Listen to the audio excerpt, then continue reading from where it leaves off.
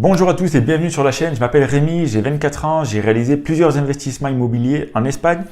Le dernier que j'ai fait, j'avais 22 ans, je l'ai acheté 14 800 € et j'ai fait plus de 4 500 € de revenus locatifs en seulement 3 mois. Donc il y en a beaucoup qui vont me dire comment tu as fait, c'est impossible, etc.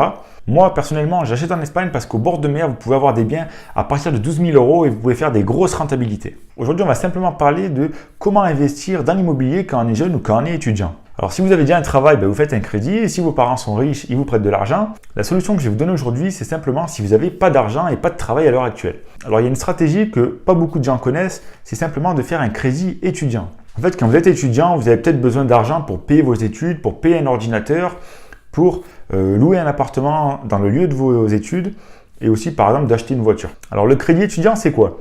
En gros, c'est un crédit consommation que les banques accordent aux étudiants à des prêts très avantageux et généralement, vous pouvez les rembourser en différé, ça veut dire 2 ans, 3 ans ou à la fin de vos études. Donc, la stratégie, la voilà.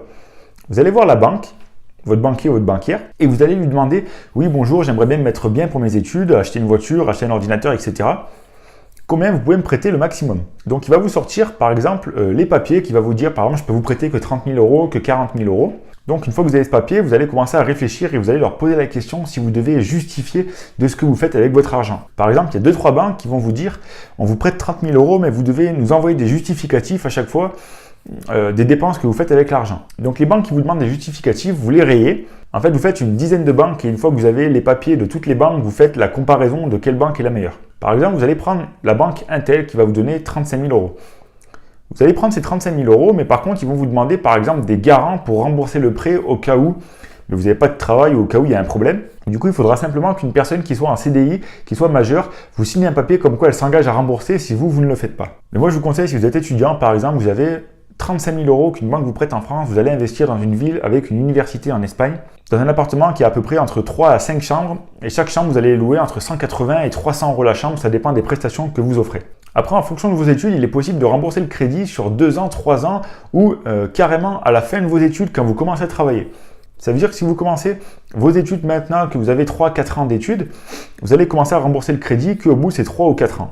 Ça veut dire que pendant ces 3 ou 4 ans, vous allez pouvoir amasser de l'argent. Si vous avez une très grosse rentabilité, vous allez pouvoir mettre de l'argent sur un compte de côté pour rembourser le crédit dans 4 ans. Ou simplement, vous donnez un salaire tous les mois avec ce revenu-là et vous allez pouvoir rembourser le crédit 4 ans après parce que vous savez que dans l'immobilier et dans les locations, ça ne s'arrête jamais. Donc voilà, aujourd'hui, je vous ai donné ma petite stratégie parce qu'il y en a beaucoup qui me posaient la question comment investir quand on est étudiant, quand on est jeune, etc. Donc en gros, c'est ça. Vous allez voir une banque, vous demandez un prêt étudiant, vous demandez les conditions, vous regardez une dizaine de banques pour savoir exactement les conditions. Vous trouvez un proche qui soit garant, votre père, votre mère, votre grand-mère ou votre frère, votre soeur ou votre cousin ou un pote à vous, qui soit en CDI et qui vous signe un papier comme quoi il accepte d'être garant. Une fois que vous avez ces sous-là, vous allez simplement investir en Espagne, soit par quelqu'un, soit vous le faites vous-même. Et après, vous le mettez en gestion locative. Comme ça, au moins, vous avez les revenus qui tombent tous les mois. Et une fois que vous allez commencer à rembourser votre crédit dans 3 ou 4 ans, vous avez soit les sous qui sont sur un compte pour rembourser directement le crédit, ou alors vous prenez par exemple 50% de la somme sur un compte pour le crédit et 50% pour vous amuser ou pour profiter de la vie. Après, il y a possibilité aussi d'avoir plusieurs crédits étudiants et d'investir en masse comme ça en Espagne. Simplement, je voulais vous dire que l'opportunité qu'il y a d'investir en Espagne, c'est phénoménal. Parce qu'en France, vous faites un crédit étudiant à 50 000 €, vous allez acheter un bien qui n'est pas très rentable. Si vous faites un crédit par exemple de 50 000 € en France, que vous achetez un appartement comme moi à 14 800 €, avec les travaux, ça m'est revenu à peu près à 23 000 €. En 3 mois, j'ai déjà fait plus de 4 500 € de revenus locatifs. Donc, je vous laisse imaginer. Et maintenant, si tu as regardé cette vidéo jusqu'ici, j'imagine c'est que tu es intéressé de près ou de loin pour l'investissement en Espagne. Ce que j'ai fait, c'est que j'ai écrit un livre qui est disponible dans le lien qui est dans la description.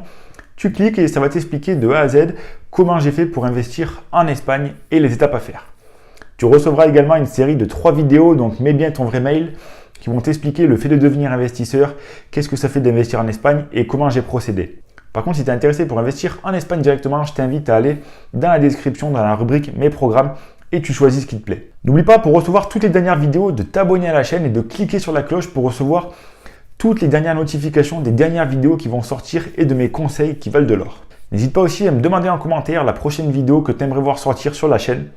Je te dis à très vite et n'oublie pas de développer ton esprit investisseur.